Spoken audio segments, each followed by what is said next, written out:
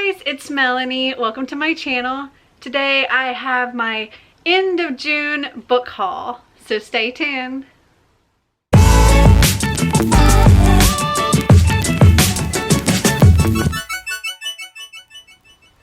So I have 14 more books to haul for you for June, so I'm just going to get right into it. These all came from shopping in the store, shopping online. I don't think any of these were gifts. I don't think so. Or subscription boxes in this one.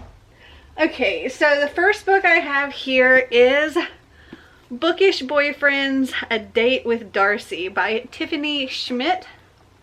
And I love a bookish book. I don't care if it's like bookish characters, if it's in a bookish setting like a library or a bookstore. Or if there's like a book within a book. I love those kind of books. I just love a bookish book. This says, boys are so much better in books, at least according to Marilee Campbell, 15, who thinks real life chivalry is dead, and there'd be nothing more romantic than having a guy woo her like the heroes in classic stories. Then she, her best friend Eliza, and her younger sister Rory transfer to Reginald R. Hero Prep, where all the boys look like they've stepped off the pages of a romance novel. Mary can hardly walk across the quad without running into someone who reminds her of Romeo. When the brooding and complicated Monroe Stratford scales Mary's trellis in an effort to make her his, she thinks she might be Juliet incarnate. But as she works her way through her literature curriculum under the guidance of an enigmatic teacher, Mary's tale begins to unfold in ways she couldn't have imagined. Mary soon realizes that only she is in charge of her story, and it's a truth universally acknowledged that first impressions can be deceiving. And I'm so excited for this book. I think it's going to be so much fun.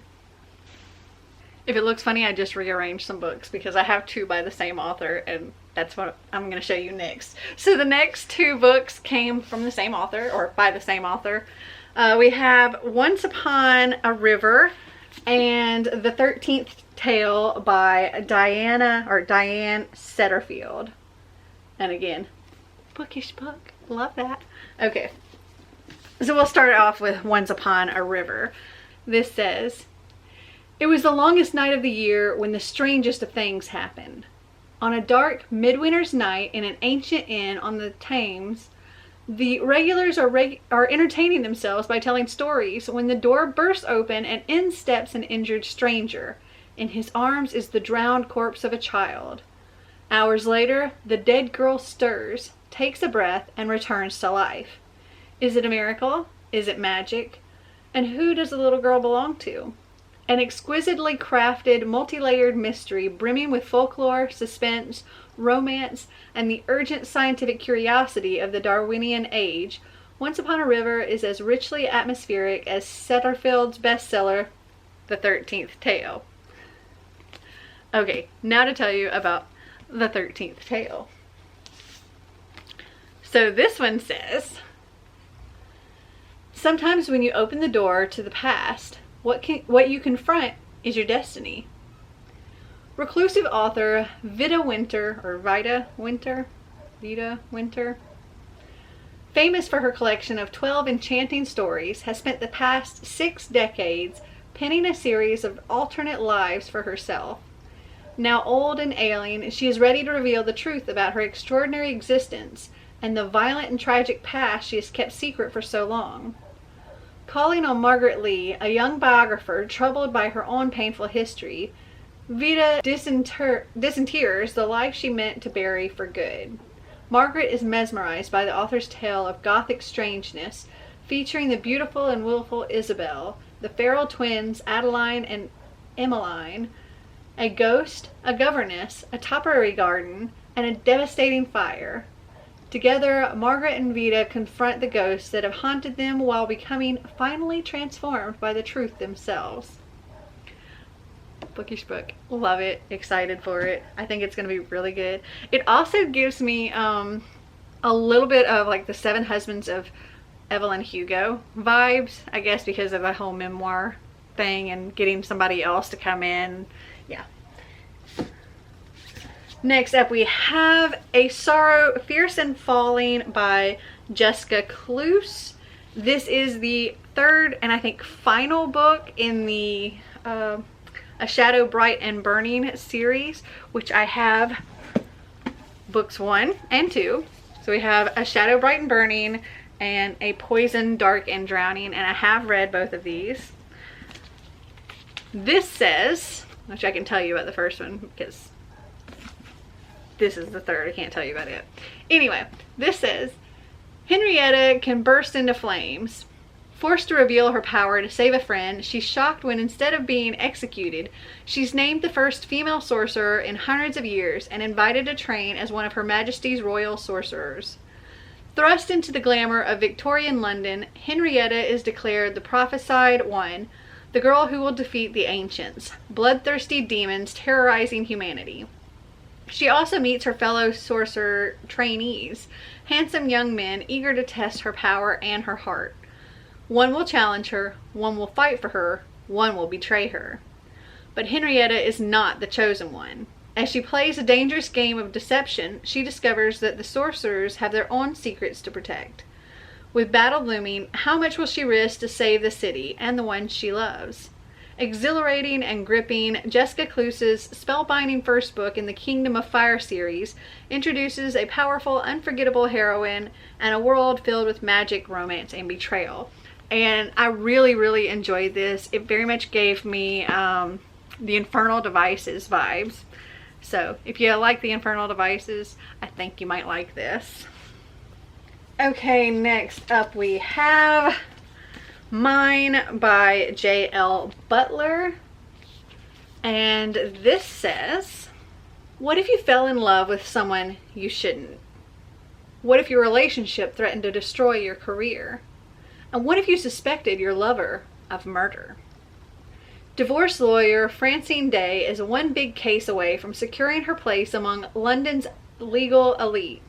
She has spent years methodically building her career, but her work ethic isn't enough to keep her from falling for her charismatic and suave new client, Martin Joy. She knows it's wrong, but Francine can't help herself, even if their blistering affair breaks every professional rule. But something about her new lover doesn't add up.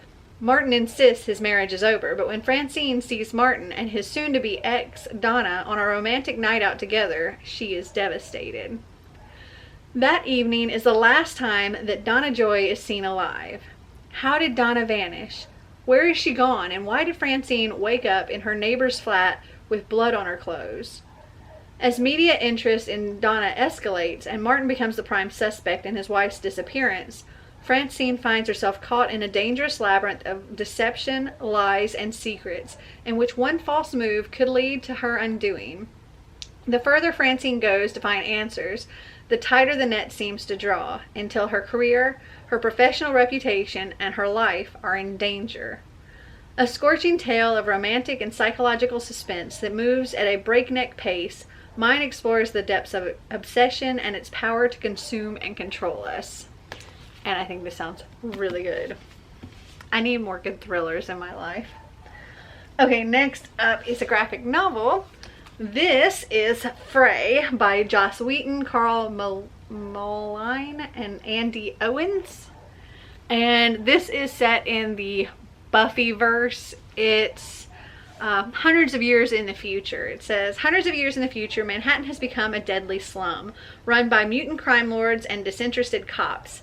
Stuck in the middle is a young girl who thought she had no future until she learned she has a great destiny. In a world so poisoned that it doesn't notice the monsters on its street, how can a street kid like Fray unite a fallen city against a demonic plot to consume mankind? Joss Wheaton, a celebrated creator of Buffy the Vampire Slayer, is joined by artists Carl Moline and Andy Owens in bringing his vision to the future in this unique tale. As inventive in the comics medium as in that of television or film, Whedon spins a complex tale of skilled thief coming of age without the help of friends or family, guided only by her demon watcher. I love anything to do with Buffy pretty much, so I'm excited for that. Okay, so these next two books are different.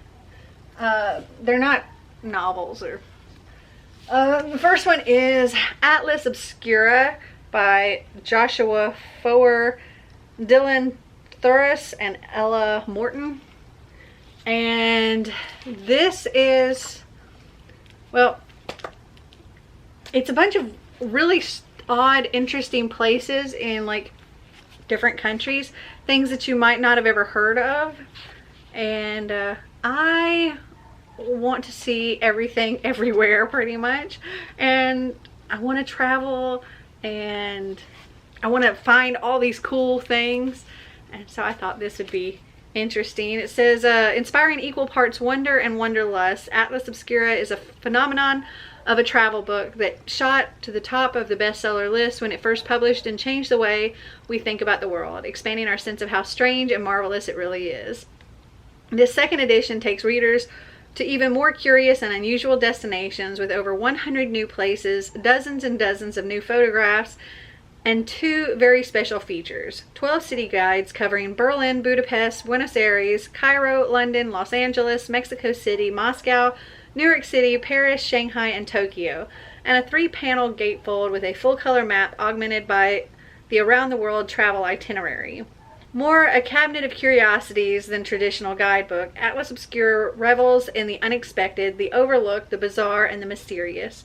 Here are natural wonders like the dazzling glowworm caves in New Zealand, or a baobab tree in South Africa so large it has a pub inside where 15 people can sit and drink comfortably. Architectural marvels including the MC Escher like stepwells in India, mind-boggling events like the baby jumping festival in Spain, and no, it's not the babies doing the jumping, but masked men dressed as devils who vault over rows of squirming infants. Every page gets to the very core of why humans want to travel in the first place, to be delighted and disoriented, uprooted from the familiar and amazed by the new. With its compelling descriptions, hundreds of photographs, surprising charts, maps for every region of the world, and new city guides, it's a book you can open anywhere and be transported. But with caution, it's almost impossible not to turn to the next entry and the next and the next. And I think this is going to be a really fun book. Okay, next up, along those same kind of lines, we have Drives of a Lifetime, 500 of the world's most spectacular trips. And again, I want to go everywhere and see everything, and so I thought this would be really cool. And it's not just in the US, it's literally all over. So that's in Greece, and there's like, you know, a map of where you're at, and I love this. This is very much my kind of thing here. Okay, over to these books here. So the first one we have is Flunked by Jen Kalanita, Fairy Tale Reform School. So this is the first book in a series. I ordered it used off of Amazon. It's a little bit worn out here, but my little buddy read group is going to be doing a buddy read of this, and I love fairy tale retellings and that kind of stuff, so I think this is going to be a lot of fun. I'm not sure, it might be middle grade. I don't really know. This says, our mission to turn wicked delinquents and former villains into future heroes. Gilly wouldn't call herself wicked exactly, but when you have 5 little brothers and sisters and live in a rundown boot, you have to get creative to make ends meet. Gilly's a pretty good thief, if she does say so herself, until she gets caught. Gilly's sentenced to 3 months at Fairy Tale Reform School, where all of the teachers are former super scary villains, like Big Bad Wolf and Evil Queen and Cinderella's wicked stepmother. Harsh. But when she meets fellow students Jax and Kayla, she learns there's more to this school than its heroic mission. There's a battle brewing, and Gilly has to wonder just how good these bad guys are. And like I said, I don't know if it's YA or middle grade, but either way, I'm so looking forward to this. I think it's going to be super cute. And so it's only 244 pages, and the text is on the rather large side, so I think it's going to be a rather quick read as well. Okay, next up, oh, this kind of goes along with the travel books. This is 1,000 Places to See Before You Die, a traveler's life list. And this thing is thick and heavy. I saw this, oh gosh, these pages, they're all kind of folded in on each other. This was ordered used, but I saw this at a bookstore in Charleston, I think, and I really wanted to get it, but it was pricey. But it was also like a hardcover edition, and it was like, I don't know, 60, 70 bucks. I have to flatten these pages out. But yeah, it's just 1,000 places to see before you die. It says, join the adventure, the world's wonders continent by continent, a trek through Morocco's Atlas Mountains, Sri Lanka's hill country, a sunrise balloon safari over the Masai Mara, Canyon de Cheli, the sacred festivals of Bhutan, the Amalfi Coast, sailing the Mekong River. In all, 1,000 places guaranteed to give travelers the shivers. Sacred ruins, coral reefs, hilltop villages, deserted beaches, wine trails, hidden islands, opera houses, wildlife preserves, castles, museums, and more. Each entry tells why it's essential to visit and includes hotels, restaurants, and festivals to check out. Then come the completely updated nuts and bolts, websites, phone numbers, prices, best times to visit. The world is calling, time to answer. I want to go everywhere, but I can't really go anywhere because COVID canceled it all.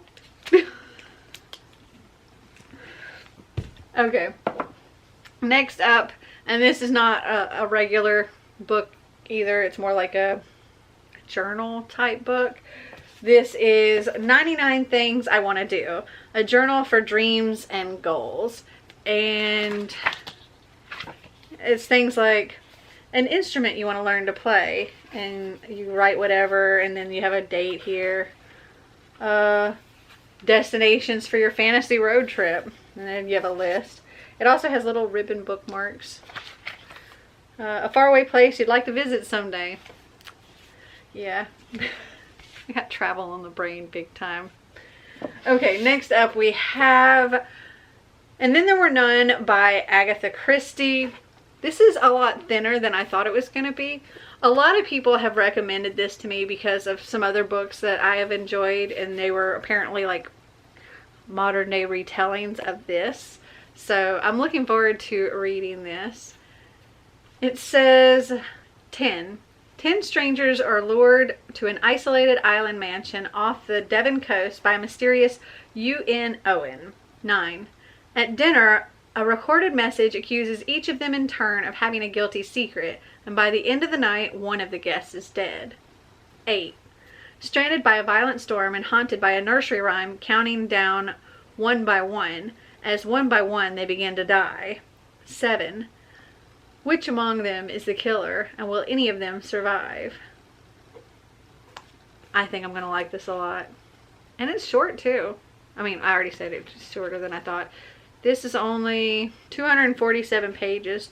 Now granted, the text is a bit smaller, but still. It also says now on Lifetime, so I guess it's a movie. Probably. Okay, next up we have Too Close by Natalie Daniels, and it says, can two women ever be too close? This says, how close do you get before it's too late? Working as a dedicated forensic psychologist for many years, Emma is not shocked so easily. Then she is assigned to work with Connie, a wife and mother accused of a despicable crime. Connie is suffering from dissociative amnesia, or at least seems to be. Now it's up to Emma to decide whether Connie can stand trial for her sins. But there's something about Connie that inexplorably pulls Emma into her orbit. Perhaps it's the way she seems to see right through Emma, speaking to Emma's deepest insecurities about her life, marriage, and her own tragic past.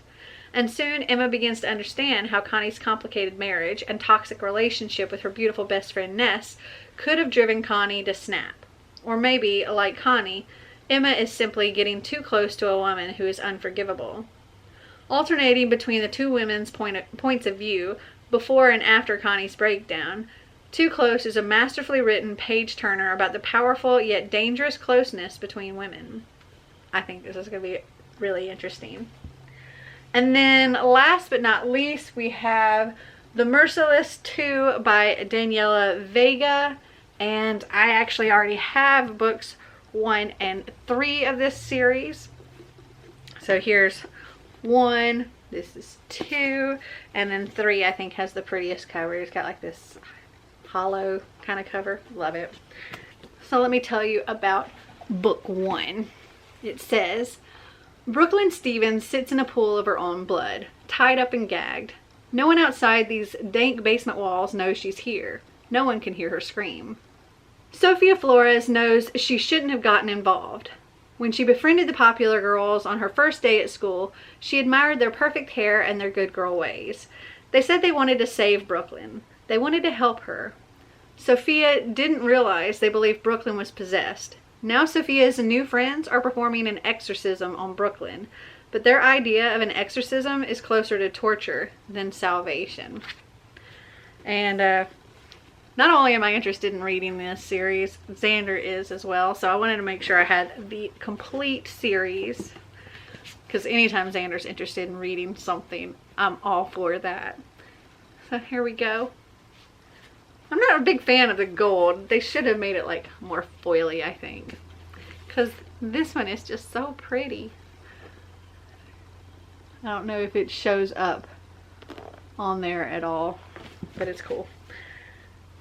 Okay, so those are the other 14 books that I got in the month of June. Have you read any of them? Did you like them? Did you not? Comment down below and let me know. Well, I hope you guys enjoyed this video. If you did, give me a big thumbs up. If you'd like to see more videos like this, click that subscribe button down below. And until next time, remember to always be completely you. Bye!